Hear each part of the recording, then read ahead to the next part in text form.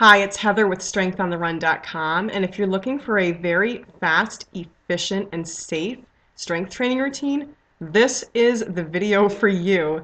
Now, you can do this by itself or even more effective metabolically speaking after a short cardio routine, either one of two things. You could do your easy cardio if you're doing that type of an overall program. I did my easy run. I did 2 miles on the treadmill and I feel awesome. You could do that. You could do a quick 20 to 25-minute interval, which is high intensity alternating with low intensity during your cardio. So let's say you've just done your cardio, minimal cool down, like 1 or 2 minutes in between, and you're going to get right into what we're doing today because this is going to stretch and strengthen. So it's like recovery from your cardio and it's toning and burning. So very, very excited about to do this with you. So right here I've got my little list of the exercises. Very important. You want to have your workout routine handy. In other words, you want to have a plan. It can be a flexible plan, but you want to have a plan that you're following. So what we're doing, we're extending one leg. Now, this leg doesn't have to be tight up near the thigh, although it can be, because we're stretching the straight leg. So we're lining up our hip, knee, and ankle in a nice straight line, and we're just going to gently pull back with that same side hip, glue the belly in and up, sit up super tall. We're taking our resistance band, and you can do this without one, but you're better off with one. But again, you could do this with your own body weight only. Right around the ball of the foot. I'm going to move a little bit so hopefully you can see that. There we are, with my very fun line, my key lime socks. Do you like those? So again, straight line from the hip to the knee to the ankle. Foot is flexed. We're going to have some starting tension in the band, belly button into the spine. We're going to exhale as we squeeze our shoulder blades together into a row. Inhale as we release. And exhale, we're using the mid and upper back. And we're going to do about 10 to 12. So keep doing this with me. And again, this is so efficient and effective and safe because we are stretching the calf. We are stretching the hamstring. Right after cardio, really important. Most cardio uses those legs, right? So we're doing this immediately afterward. And we're working our core, our abs, just by maintaining this excellent posture, which you are doing an awesome job with me. And we're working the mid and upper back. Also great for posture. So again, any form of cardio, and if you're a runner in particular, you're working your lower body a lot.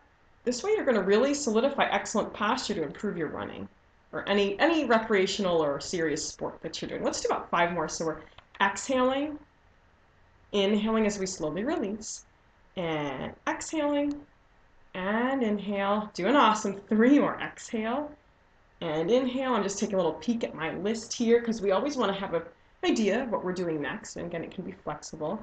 Last one, let's hold this last one. Let's work on our shoulder blades plugging into our shoulder sockets for 3, for 2, and for 1, and we slowly release. We're going to set the band down for some later use.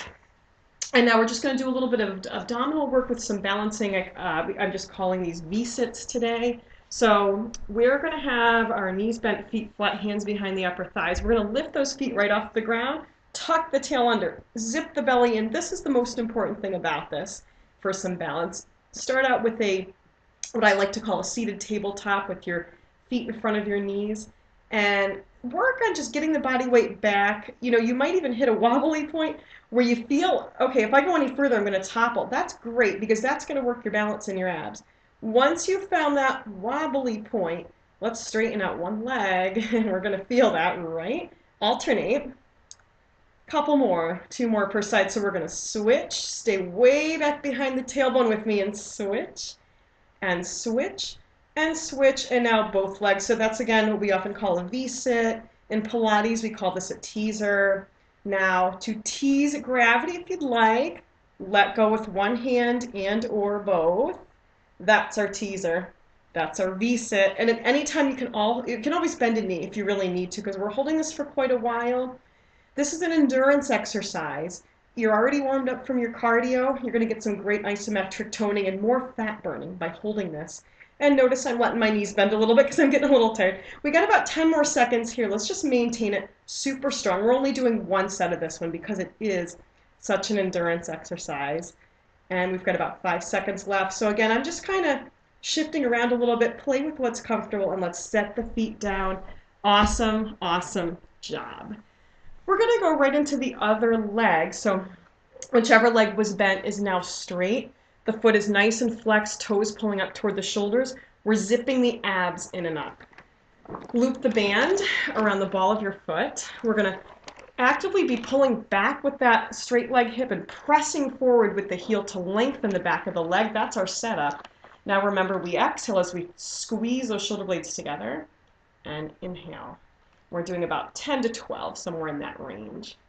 Inhale as we release, and exhale, use the mid and upper back. We're going to keep going with this, and what I'm going to try and do here, my little bit of an experiment in my living room, is allow you to see my shoulder blades, which I think you'll be able to see there. I want you to really see in the video here and feel how when you really bring your shoulder blades together, you want to feel like maybe you're holding a thin piece of paper between your shoulder blades. That's when we're really hitting the right muscles that we want to recruit. So let's do about 5 more. So we're exhaling as we squeeze, inhaling as we slowly release. And as you squeeze your shoulder blades together, you bring your belly button into your spine and we slowly release. We've got 2 more. So squeeze and slowly release. Last one, we'll hold it for a few seconds like we did with the first set. So we're holding on to that, and at this time we're even more aware once again. The more we squeeze those shoulder blades back and together, the more we hug our belly button into our spine for 3, for 2, 1, and release. Wonderful job. Our very next exercise is going to be a push-up, and what's wonderful about push-ups, sometimes I think women get a little intimidated by just the idea of a push-up. A push-up? I can't do a push-up. Well, I have wonderful news. You so can, because there are so many ways to modify it and make it safe, fun, challenging, and effective. Today we're just going to keep our knees down. So I'm going wider than shoulder width apart and my head is forward. We're going to go back one at a time, straight legs, but then you know what? Just drop right onto your knees. Off we go. Inhale as we lower. Exhale, press up. Safe, challenging, and effective. Inhale as we lower. Exhale, press up. We'll do about 10 to 12. Inhale, belly tucking to the spine. Exhale. Inhale and exhale. About 6 or 7 more to go. Inhale and exhale. And inhale, exhale. And so you, as my clients, often tease me about the fluid nature of how many reps I say we're going to do. It depends on how we're doing. You know, if we can squeeze a few more out at the end, why not? But on the other hand, if our body's really saying enough, we really want to honor that because we'll ultimately get more fit when we work within a healthy level of challenge. Let's do 2 more. Inhale and exhale. Last one, inhale. Last one, exhale. And get that band again because we're going to quickly stretch the chest right after working it. I like to call this a letter T chest stretch. So we're holding the band, either end of the band. We're pressing our knuckles out to the side of the room, gluing the belly button into the spine and breathing 30 seconds. We are allowing the shoulder blades to settle right into our shoulder sockets as we lengthen out the biceps and the triceps. Tune into how your body's feeling when you stretch. I always can feel how my left arm tends to be even tighter than my right arm, and I really feel like I need to plug that left shoulder into my back. Tune into little things like that in your body. Really listen to where things are kind of tight or tired or feeling great, energetic. Let's come on back in. So our next exercise, again, referring to my plan, which we always want to have a plan. A squat with a letter T bicep curl. So just bear with me as I position you guys to hopefully get a great view of this exercise. You're going to want a pair of light to medium weight dumbbells. I've got 5s here. Feet are hip width apart. I know, be patient with, it's a little hard to see here. Doing the best we can with the angle here. So we're just going to sit into a squat with the hips close to knee height, maybe a little bit higher. We're going to hold that squat. We're coming out to shoulder height. And so I always joke that we're showing off our biceps. We exhale and inhale. And again, exhale and inhale. We'll do about 10 to 12. Exhale, just turning so you can really see this exercise, and inhale. And one thing that's great with these, if you're getting a little tired, you can always kind of make it a smaller squat. Again, I really want this to be an endurance exercise so that it's safe toning, it's still calorie burning, but remember, it's after cardio.